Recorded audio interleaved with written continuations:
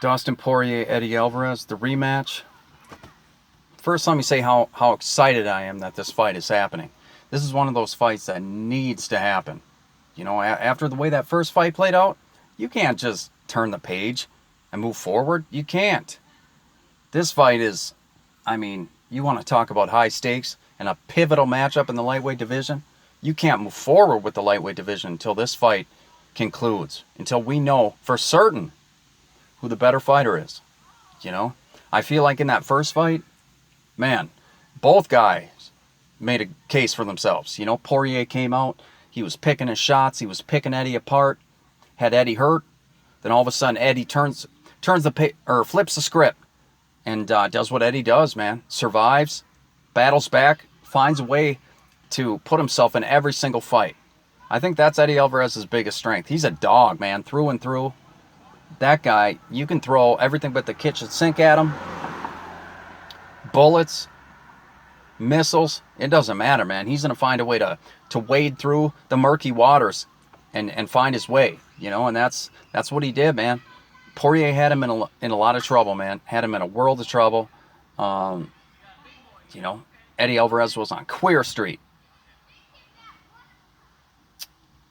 Eddie got his shit together. Battle back like he's always shown he knows how to do. Better than almost anybody. And that championship experience showed. He battled back, and he had Poirier on the retreat. He had Poirier, you know, backpedaling on his heels. And then that whole situation where Poirier's one knee was down or whatever, and Eddie blasted him with the knee. You know, I don't know. I'm not going to sit here and get into whether I think Eddie deliberately did that or whether I think, you know, it was a bad call by the ref. That's not what this video is about. This video is about the rematch and the excitement from a fan's perspective, because this is an exciting fight. I mean, there's no way this fight could be boring, you know? Do I expect both guys to go out somewhat cautiously in the first round? Hell yeah, I do. Both these guys know how good the other is. Regardless of what they say, they know they're fighting world-class talent, you know? You have Eddie Alvarez saying, well, you know, his best shot to beat me was last fight. He might be right. He might be right, because Dustin Poirier had him hurt really bad and couldn't put him away. But for Eddie to make it sound like Dustin won't, you know, be able to put him in a dangerous situation again is stupid. Because Dustin's been rolling, man. And both Eddie and Dustin look good against Justin Gaethje, you know? And Gaethje is a fucking savage, man. That guy, he comes hard, man. That guy doesn't know how to take a step back. And he gets in your face, and he throws. And he eats everything you throw at him, and he just keeps coming. He keeps coming. You know, you can't get the guy to back up. That's a tough fucking matchup for anybody. And Poirier was in a world of shit, man. Those leg kicks, I'll tell you what, if that fight carried into the 5th round, I don't know if Dustin would have made it to the final bell. I really don't.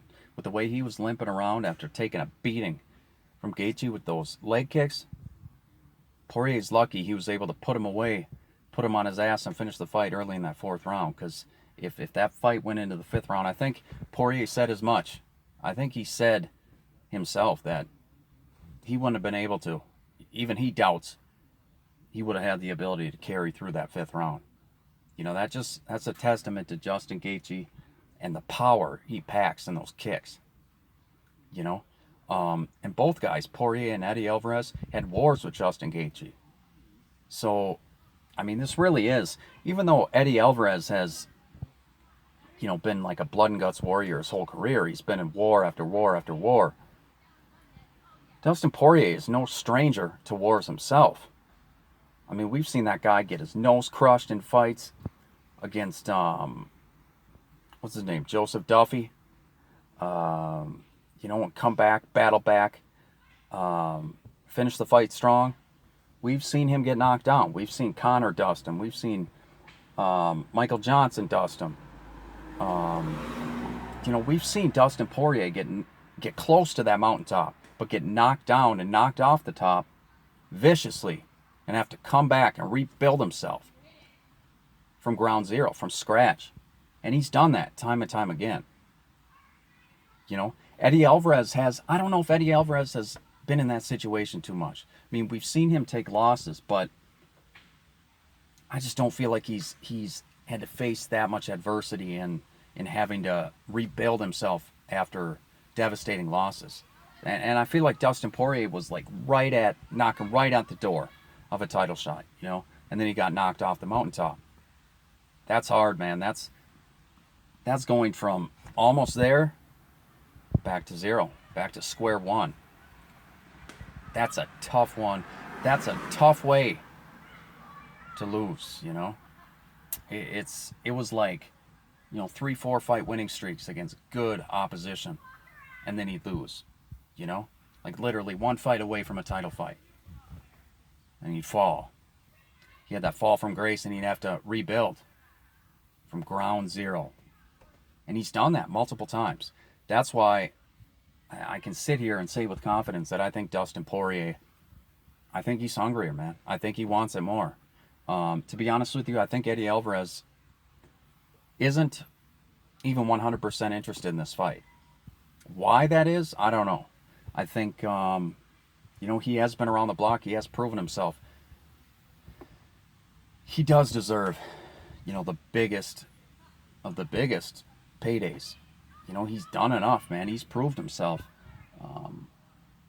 And it sounds like he wanted like Khabib or a rematch with Conor, Nate Diaz. You know, he wanted names like that. But how the guy's not stupid, right? He has to know that you can't move forward with anything until you know how that Poirier fight pans out. And I think he came to realize that. But you know, he claims that Poirier broke in that fight, and he felt Poirier break, and that's why he doesn't really want the rematch, because he feels like he already got the best of him and he already made him wilt. We're gonna see. We're gonna find out. Week and a half, and I'm damn excited. You know what? If I had to put my money on somebody, if I was a betting man, I'm putting my money on Poirier. I think he's hungrier. I think he wants it more. I don't know. I just think there's a little... Dustin Poirier is a little hungrier, man. He wants it a little bit more than Eddie Alvarez does right now. We're going to find out. I'm telling you, man, once that 4th and 5th round comes around and these two guys fight, one of these guys is going to check out mentally. How many wars can Eddie Alvarez go through before he mentally checks out? He's been able to keep his shit together in like pretty much every fight, right? And every fight that he's ever had a war in, he's been able to keep his shit together mentally and keep himself wound tight. Sooner or later, that mental armor is gonna wade away, you know. And I think Poirier has plenty of pent-up aggression, pent-up anger, and disdain for Eddie Alvarez after the way that shit went down that first fight. I mean, if you guys don't remember, Poirier stole the mic and told the crowd, "Don't boo this man. This man's a champion. Don't boo this man." Right after a slugfest, man. Grabbed the mic and stood up for Eddie when they were booing him. Eddie turns around, says something on social media to the extent of, "Hey Dustin, are you up off your stool yet? You know, are you still hurt?" That's a cocksucker thing to do, you know, especially after Dustin went out of his way, you know, to defend you basically, you know, after you guys just went in there and beat the shit out of each other. For Eddie to turn around and say something like that, classless, you know, classless. So not only am I hoping Eddie loses this fight,